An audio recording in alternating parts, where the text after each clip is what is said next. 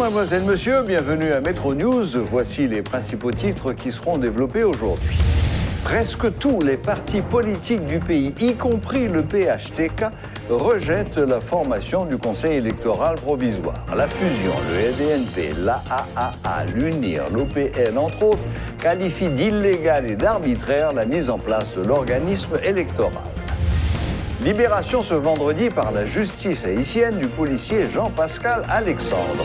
Détenu depuis 4 mois, M. Alexandre était accusé de vandalisme, assassinat et incendie criminel. Le groupe Fantôme 509 a déjà réalisé plusieurs mouvements violents réclamant la libération de cet agent de la PNH. Les prix des produits de première nécessité continuent de chuter sur le marché local. Les petites marchandes n'ont pas caché leur satisfaction face à cette baisse.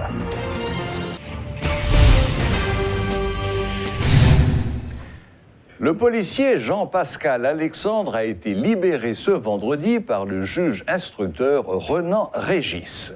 Détenu depuis 4 mois, M. Alexandre était accusé de vandalisme, d'assassinat et d'incendie criminel.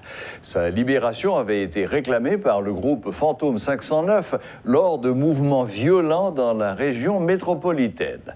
La direction centrale de la police judiciaire, des CPJ, avait, au cours des dernières semaines, mené des investigations sur M. Alexandre. Le Premier ministre, Joseph Joute, avait indiqué qu'il revient aux magistrats de statuer sur le dossier de M. Alexandre. Il s'était dit également disposé à dialoguer avec les membres du groupe Fantôme 509. L'avocat de M. Alexandre, maître André Michel, a indiqué que son client restera à la disposition de la justice pour la suite de l'enquête. Il s'est réjoui de la décision du juge qu'il qualifie d'honnête et de courageuse. Selon le juriste, M. Alexandre devra comparaître dans d'autres moments de l'enquête. Il appelle les policiers du SPNH à poursuivre la lutte pour l'amélioration des conditions des policiers.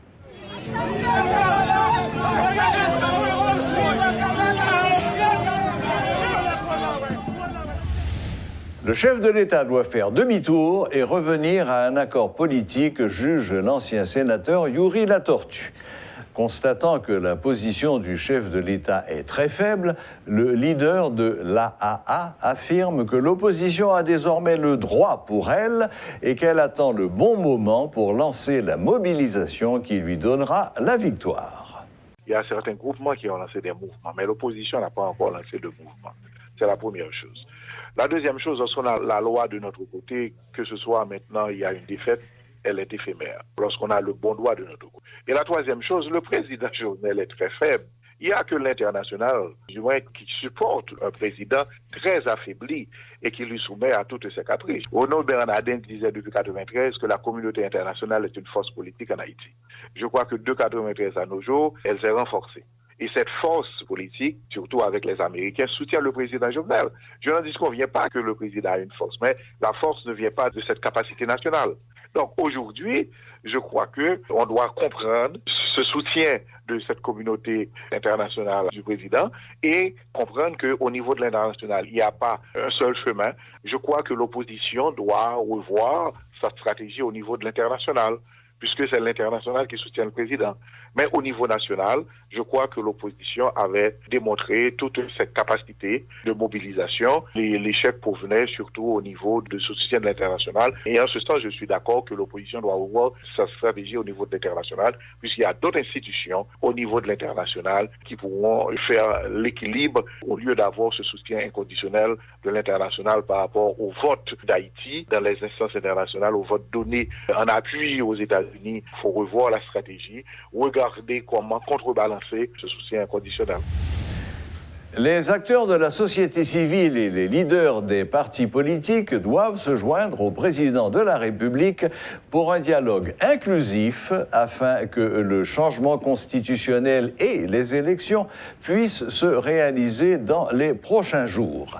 C'est la position exprimée par la structure sociopolitique dénommée Mouvement Poté-Collé lors d'une conférence de presse tenue ce vendredi.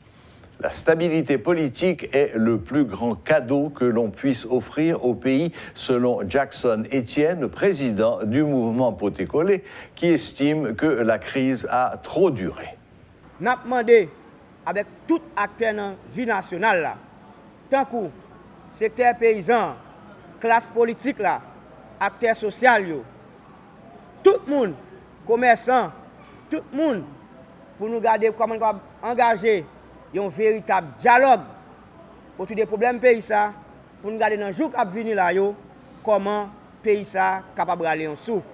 Parce que nous dit stabilité, c'est un plus gros bien nous capable de faire pour le pays, nous choisir pour nous mettre stabilité dans le pays.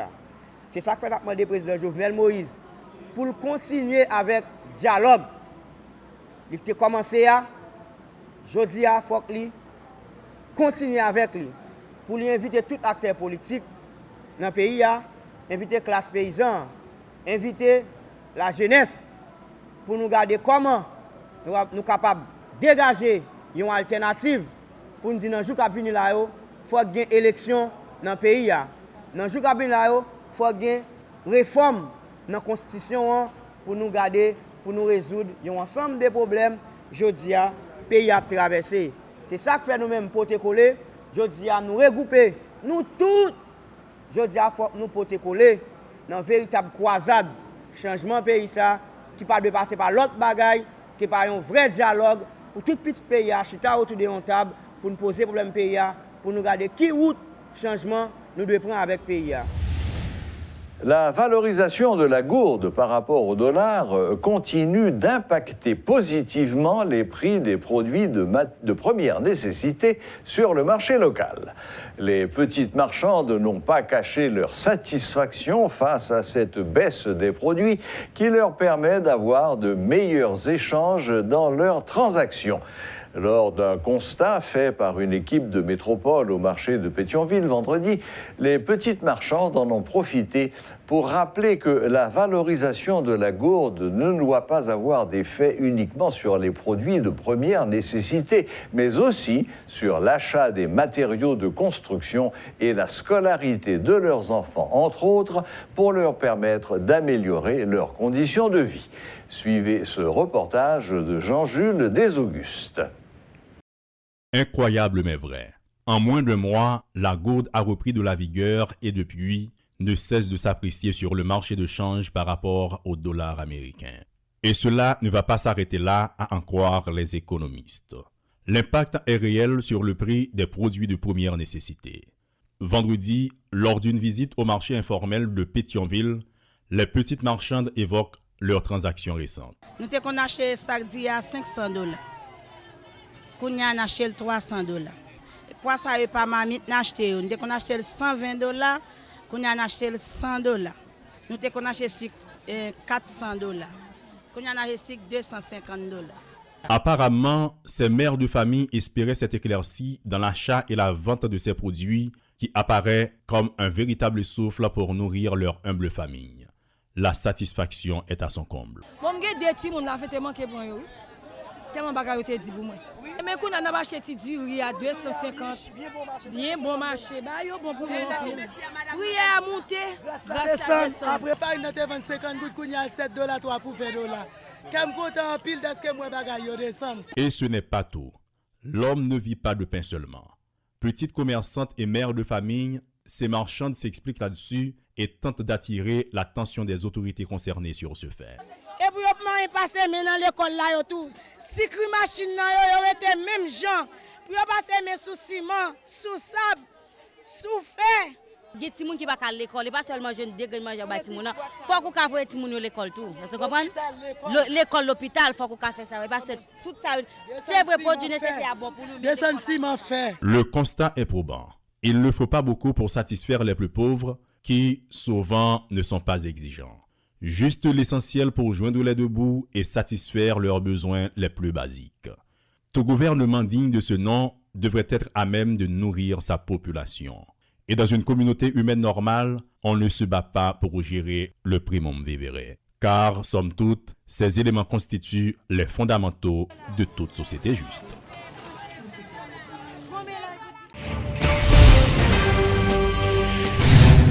Notre invité de ce soir, présent ici sur le plateau de Metro News, est M. Liné Balthazar, président du parti PHTK. Bonsoir, M. Balthazar, et bienvenue. Bonsoir à toutes et aux téléspectateurs de Metro News. Bonsoir, M. Jazil. Et c'est avec plaisir que et mettez-moi à votre disposition pour nous brasser l'idée sur ce qu'a brassé Bill PIA. Oui, vous avez raison d'y brasser Bill PIA, car en effet, c'est ce qui se passe. Eh bien, nous allons l'attaquer directement, bien en tête.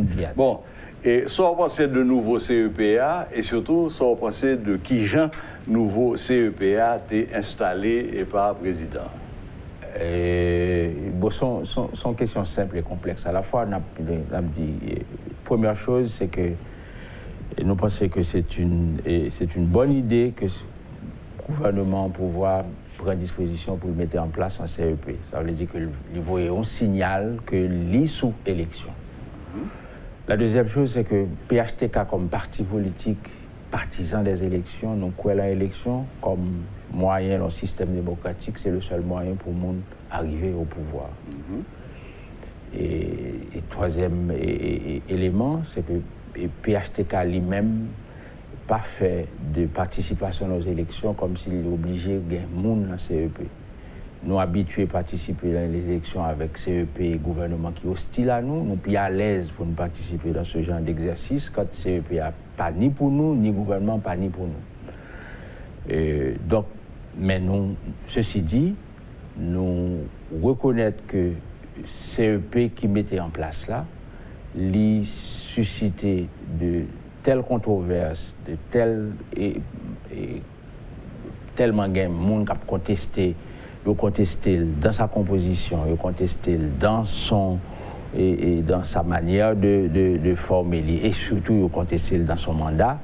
Nous croyons que c'est pas un élément de sérénité qu'il faut pour initier un processus électoral qui est aussi difficile, qui est aussi complexe, et avec un CEP qui, au départ, doit inspirer confiance à tous les acteurs et qui, dès le départ, a l'impression que pas aucun monde qui fait confiance. Donc, c'est notre principale préoccupation.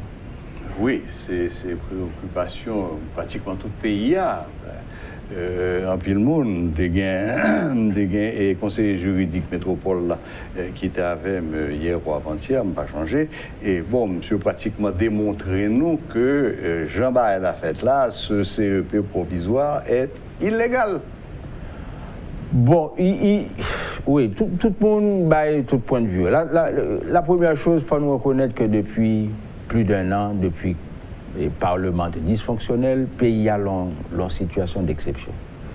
Lors de situation d'exception, pratiquement, pas qu'à dire et faire appel à la Constitution, à bagaille juridique, c'est surtout le compromis et qui pour permettre qu'on retourne un pays à l'état normal. Exact. Et nous bien contents tout que nous entendions lors de la cérémonie d'investiture que le président lui-même, le président de la République que nous attendons avec un pile d'intérêt, il reconnaît trois bagages, il dit trois mots que je trouvais qui. Il dit un, mais messieurs dames n'a pas entré dans en fonction dans un contexte qui est difficile. Et puis deuxièmement, il dit qu'il y a une nécessité pour nous voir un consensus, il y a une nécessité pour nous faire une entente.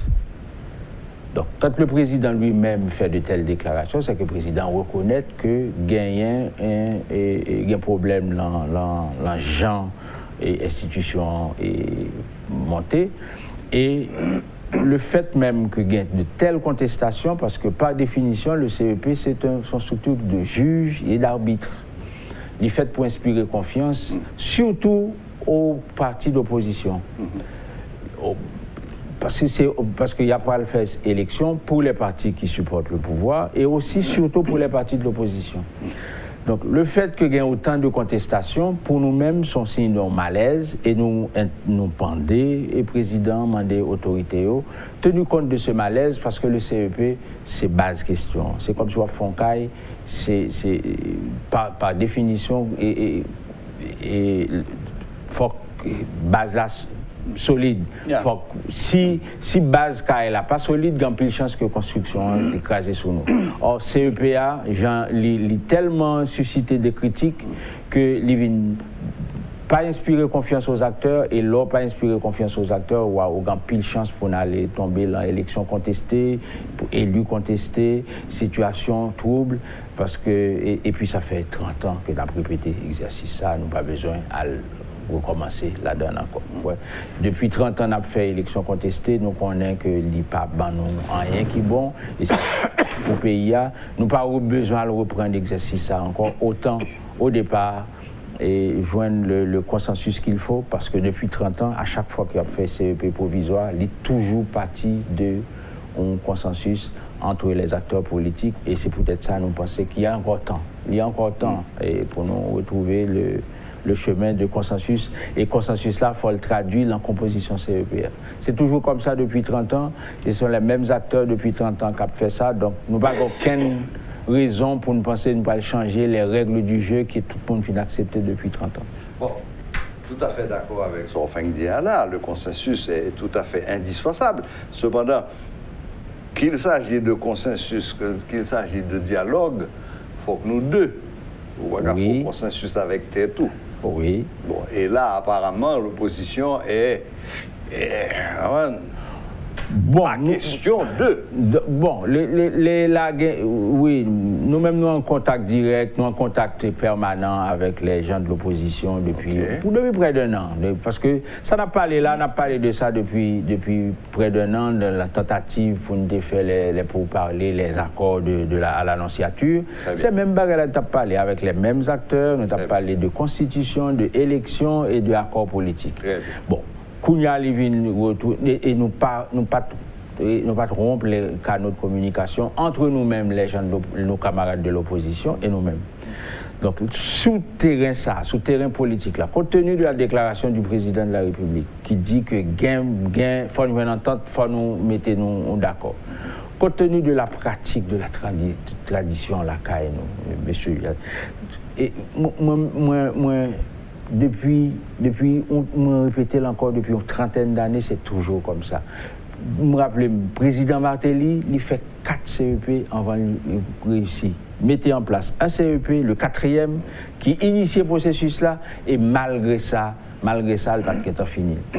Et nous avons exemple, président Préval qui a dû faire le même exercice, président Aristide pareil. Donc, ce n'est pas un bagage qui est nouveau.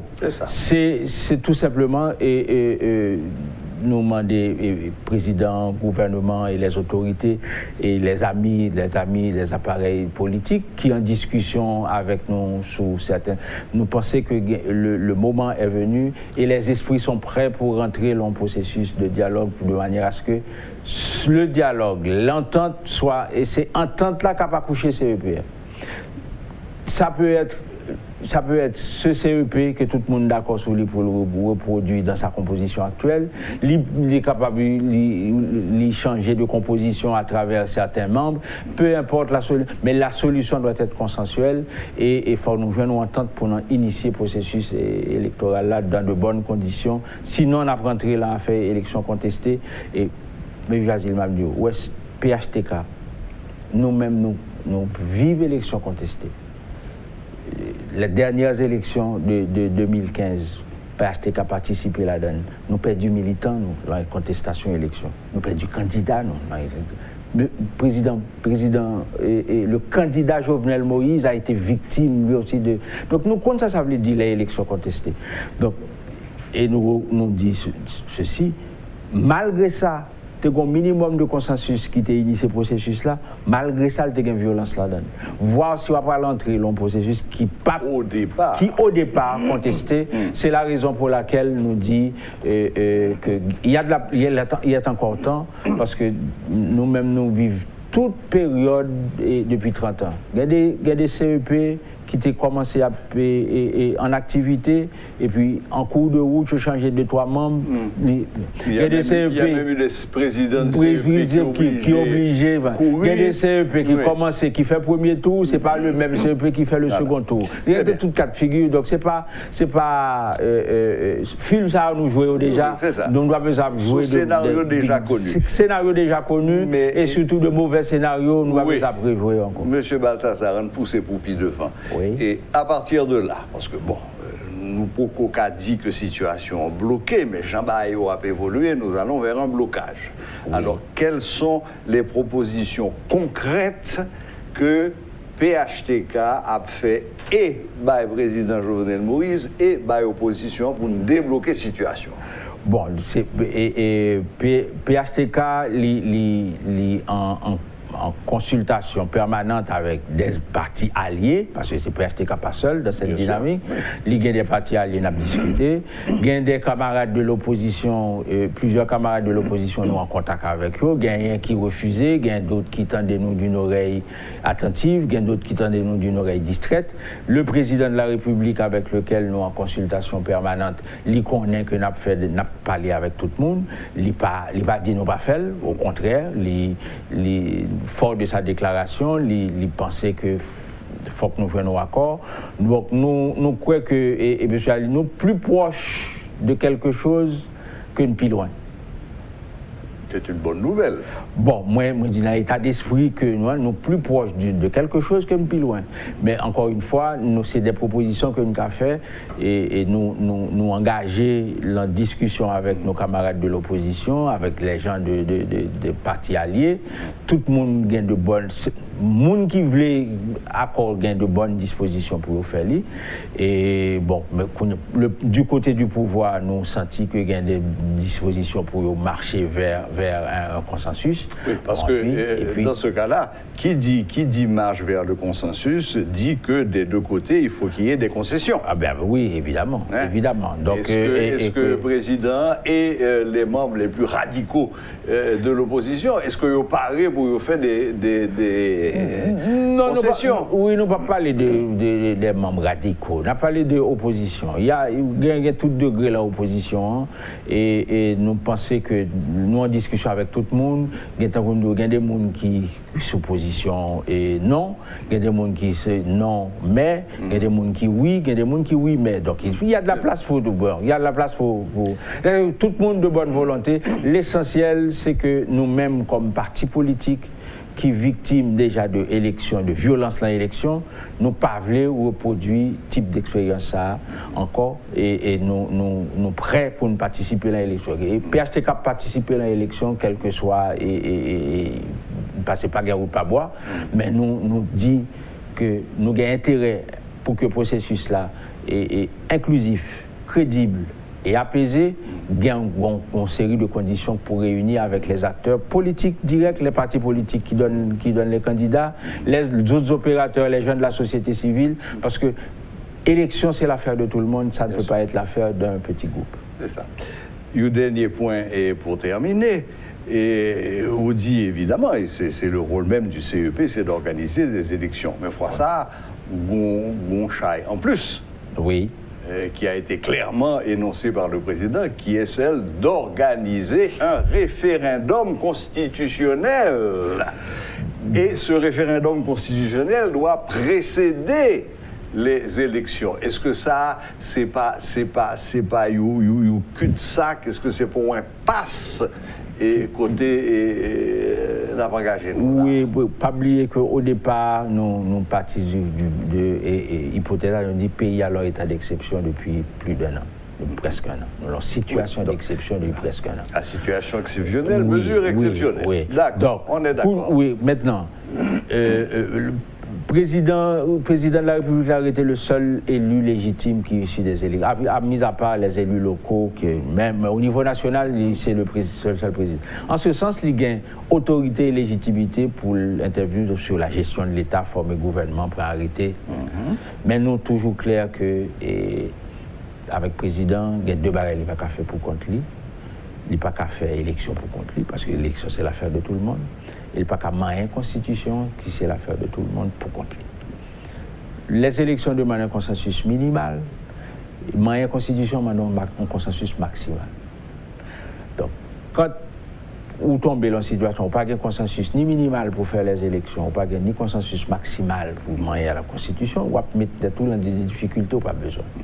Et c'est dans ce sens ça nous-mêmes nous pensons que le fait par le pouvoir de pas de gagner consensus nécessaire au départ, ni pour les élections, ni pour la Constitution, l'y exposer à des contestations, et c'est normal que tout le monde pouvait contester le mandat du CEP parce que pas de consensus au départ sur la manière de faire les élections. Et c'est dans ça nous perdu un an parce que depuis les pourparlers de l'annonciature, nous avons déjà mis de questions sur la sous-table là et les gens étaient prêts à signer un accord pour nous rentrer dans le processus de constitution, réviser ou amender, transformer, peu importe. Mais l'essentiel, c'est qu'on ne peut pas faire ça sans un consensus minimal. J'étais bien content d'entendre un conseiller président qui, après le président fin dit que la situation est difficile. Moi-même, moi, dit non, situation d'exception. Et le conseiller président a dit non, en crise, pays en crise. Quand on est en crise, il faut un consensus. Il faut consensus. On essaie de chercher le consensus maximal pour nous résoudre le problème. Il n'y a pas qu'à invoquer la loi. C'est plus consensus et peut-être ça nous-mêmes nous inscrivons dans le débat. Oui, mais enfin, la question reste quand même, est-ce que c'est le rôle du CEP d'organiser un référendum constitutionnel ? Est-ce que c'est volé Non, c'est le rôle du CEP d'organiser les élections pour ratifier une éventuelle constitution, oui, une nouvelle constitution. Mais le CEP n'a pas gagné rien pour la loi de par la constitution, pour la loi, l'en préparer, et oui. Donc, dans ce sens, ça, nous croyons que s'il y a une controverse sur ça, c'est à bon droit, et nous pensons qu'il n'est pas trop tard. C'est-à-dire tout peut se régler par la discussion, par la négociation et par le consensus. Et nous croyons qu'à entendre le président, encore une fois, il dit qu'il y a nécessité pour nous jouer un accord, pour nous jouer un consensus. À entendre le président, il est prêt. Donc il est ouvert. Il est ouvert, il l'a dit, moi-même répété après son discours, pour les gens qui ne croient pas mettre le temps des discours de faire l'investiture dans le CEP au palais.